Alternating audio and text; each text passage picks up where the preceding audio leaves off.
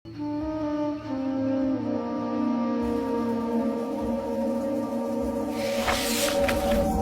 suatu kerajaan Sidendring, hiduplah seorang laki-laki sebagai tokoh cendekiawan dan ahli hukum yang terkenal di masa pemerintahan Lapatiroe.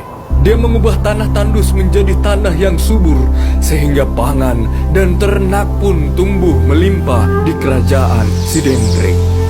Orang menganggap dia utusan dari langit, ada juga yang menganggap orang jadi-jadian, namun mereka semua memanggil dia Nene Mallomo.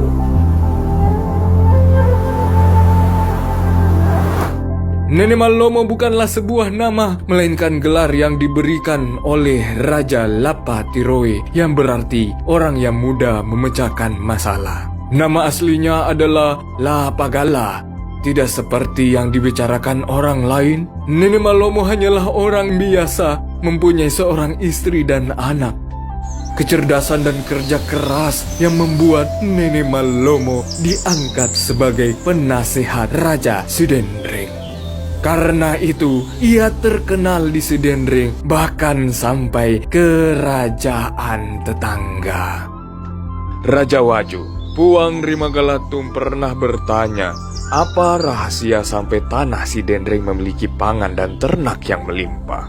Nene Mallomo menjawabnya dengan Resopa temangingi nama Lomo naliti pamase dewata, yang berarti kerja keras tanpa putus asa akan mendapatkan rahmat Tuhan yang Maha Esa. Namun Nene Mallomo bukanlah manusia sempurna. Ada sebuah kejadian di mana Nene Mallomo tak dapat mengatasi masalah dengan mudah. Ini bermula pada saat panen raya dimulai. Padi yang dulunya mengeluarkan bulir beras, kini layu mengering akibat kemarau berkepanjangan. Sungai dan sumur sebagai sumber air kini kering akibat air hujan tak kunjung turun. Seluruh masyarakat Sidendring sedih, pangan dan ternak mereka mati.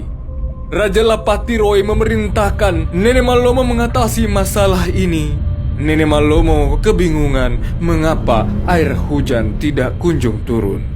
Panen kedua, ketiga pun sama, sampai kemarau ini berlangsung 2 tahun lamanya. Beras cadangan sudah mulai habis. Masyarakat Sidendring mulai dilanda kelaparan. Sebagian masyarakat mulai mengkonsumsi ubi beracun walau nyawa menjadi taruhannya. Nene Mallomo yang telah mengelilingi kampung belum juga mendapat petunjuk untuk memecahkan masalah kekeringan ini. Ia berpikir, mengapa Sidendring yang dulunya subur sekarang menjadi kering? Di rumah, Nene Mallomo merenungi nasib masyarakat Sidendring yang diambang kematian.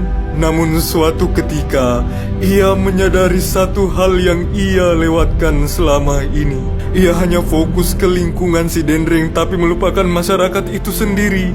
Ia teringat ucapannya sendiri saat Puang Rimagalatum bertanya alasan tanah Sidendring terkenal kaya ternak dan pangan serta tanah yang subur.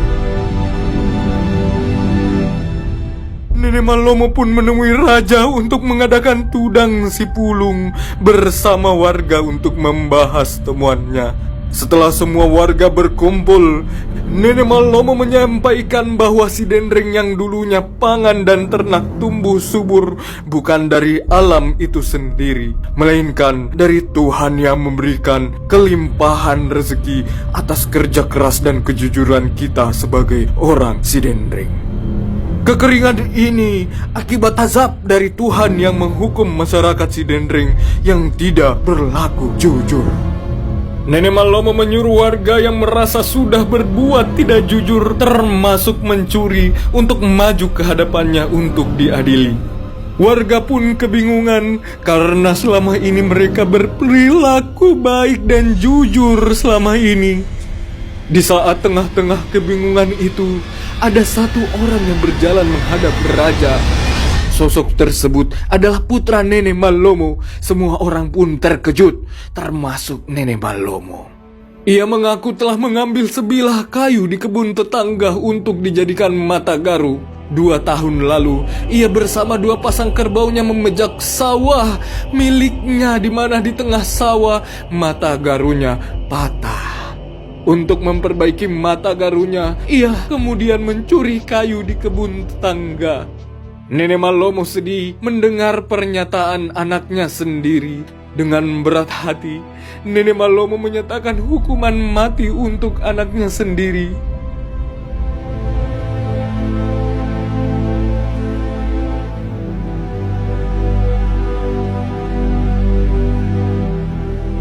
Warga pun keberatan karena sampai hati Nenek Malomo menembus kayu sekeras itu dengan nyawa anak kandungnya sendiri.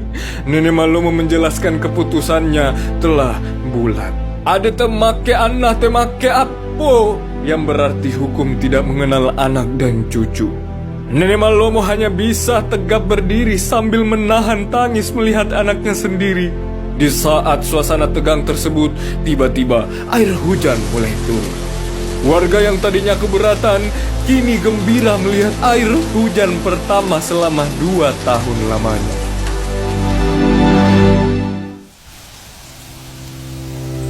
Kini tanah Sidendring kembali subur, masyarakat sudah bisa menanam padi dan berternak kembali seperti sedia kala.